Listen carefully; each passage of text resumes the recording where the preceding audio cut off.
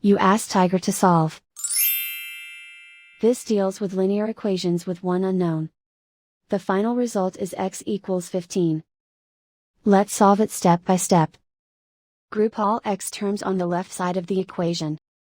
Subtract x from both sides. Group like terms.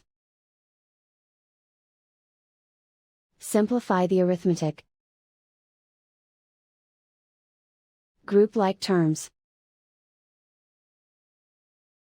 Simplify the arithmetic.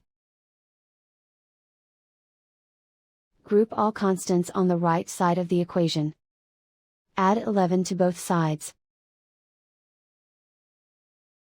Simplify the arithmetic.